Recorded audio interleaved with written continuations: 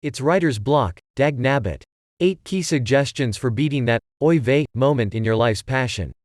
We have all experienced it. You are cruising along at light speed, banging out the first 4 or 5 chapters. And then, blammo, you hit the infamous brick wall known as writer's block. At that point, the roof may as well collapse on your head as all the psychological hang-ups come pouring in. I'm an imposter, my writing is shit. No one will ever give a crap about this. I have no value. My message is worthless. I bring nothing to the table.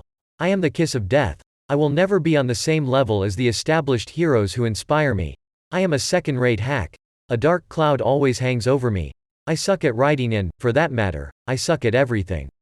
Sounds familiar, right? Of course, it does. I just described you, me, and the next-door neighbor, as well as every other aspiring writer throughout the cosmos. Yes, we have all experienced it at least once in our lives. It is called being human, and it is normal. You are not a freak, defect, or failure. You are neither an imposter nor a second-rate hack. As I said, you are human and, as my mother and grandmother would say, this too shall pass. Unlike a robot or a machine that replicates a limited set of variables, you will always bring value to what you are writing about by the very fact that you, and only you, have walked a unique path in your life's experiences. Yeah, I know. You are probably thinking, that sounds great, Richard. In fact, it sounds so good, I feel like I have just been served a mound of warmed-over bullshit. I get that. From my own experiences, I am the first to admit that what looks good in blueprints or on paper does not necessarily translate well to the production floor of life itself. This brings me to the key suggestions that support this writer's block pep talk and how to beat these incessant blocks back into whatever hole in the wall they crawled out of. No magic bullets are being presented here. What works for me may not be the thing that does it for you. As I said, we are all human with unique experiences that, at best, can be addressed with key suggestions and advice. Take from this what you will and run with it. 1. Talk with your spouse or companion. They are right there. Just because they have no interest in writing does not mean they will not have a unique, unobstructed perspective to share with you. The discussion I had with my wife, Linda, earlier today is the reason why I am writing this article in the first place. Thank you, honey. I love you immensely. In fact, it is the given support mechanism within family and friends that you should be using in the first place.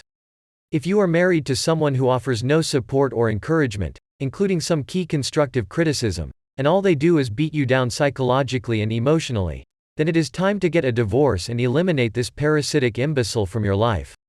By the way, the same thing applies to any idiots in your family. Separate the wheat from the chaff and move on. I've done it myself and I can truly say it was one of the most miraculous moments in my life. Remember, their emotional baggage is your dead weight. Throw them overboard and sail into the sunset with the smile of victory permanently pasted across your face. 2. I would take the same stance with the so-called circle of friends and coworkers we tend to associate ourselves with on a daily or weekly basis. They are always there to give you some key advice. As for the ones that aren't, it is time to trade them in for a newer group of friends and acquaintances. Remember, there is nothing wrong with outgrowing the idiots you knew in grade school, high school, or college. That, too, is normal and quite human. Some of them will never appreciate you. Many of them will never grow beyond the limited mindset of high school, college, or being married to some putz simply because they had nothing better to do in life. Many will fall behind and never appreciate who you are blossoming into as a writer. Get rid of this batch of inbred baboons and move on. They will only drag you down to a lesser version of yourself. 3. Get your ass out the door. Take it from one who knows. When you are home all day and seemingly succeeding at nothing in your writing endeavors, it is easy to sink into the self-defeating depression that dovetails nicely with writer's block. Go out for a 2-mile walk around the neighborhood or get on the bicycle that's been growing dust in the garage while your fat ass gets depressingly bigger and bigger. In my neighborhood, I have the scenic view of the Sandia Mountains that always makes me feel like a human being again. Use what you have. Every town, county, and state is different and unique in what it has to offer. Hey, it's not like cleaning out the cat box or picking up dog shit can't be inspirational, but I doubt it compares to the great outdoors. 4. Exercise is tantamount to a healthy and creative frame of mind that beats writer's block. You are designed by your very nature to walk, run, and exercise. The human body demands that you move through the 3-dimensional space you are born into. You were not designed for immobility. You may think with your brain and write with your fingers, but it's your feet and legs that get your whole body moving. This is what gives the thinking brain and the creative mind the ability to beat writer's block. Think about it. How else are you going to get oxygen flowing through your veins and arteries up to your brain? Without those euphoric endorphins rampaging through your brain, the writer's block will persist along with the embedded depression. 5. Take a nice hot shower. There is nothing like that eureka moment you will experience as the hot water streams over your head and shoulders, and the blood gets more oxygen to your brain as your body temperature increases. Just make sure you have a pen and paper with you in the bathroom so you can write it down immediately. 6. Pay attention to your dreams, all of them. The good, the bad, the bizarre, and the ugly. The heightened alpha waves experienced during REM sleep have been well known in my life for creative problem solving on multiple levels simultaneously. Once again, make sure you have a pen and paper with you on the night table to write down what is fresh in your mind before it fades away. Robin Williams was not bullshitting us when he did What Dreams May Come, 1998. Nor was William Hurt in Altered States, 1980. 7. Meditate and calm your mind. Listen to the world around you. The planet, Mother Earth, Mother Nature, and the universe speak to us all the time. Whether or not we are listening is a different story altogether. Get rid of the noise, chaos, and manufactured drama in your life and silence your thoughts. As the great poet, Peter Crombie, once said, "I am least alone when left to myself." Let's not forget Whitney Houston's famous quote, "I'd rather be alone than unhappy." 8. Lastly, cleanse your body of processed contaminants, viruses, parasites, and general run-of-the-mill shit. I should have put this one first, but when your mind is racing at 200 miles per hour, it's a bit of a challenge to haggle with the sequence of suggestions. Juicing with fruits and vegetables is tantamount to accomplishing this. So is drinking a gallon of water every day. Aloe vera juice would be a significant addition to this along with key daily vitamins and supplements. For the more adventurous types, follow the strict water cleansing of your body for 72 hours before beginning your nutritional programs.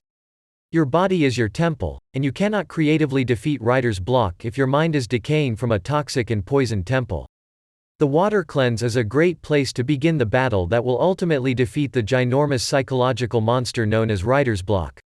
I truly hope that any or all of these key suggestions help each and every one of you in some way, shape, or form in your life as a writer.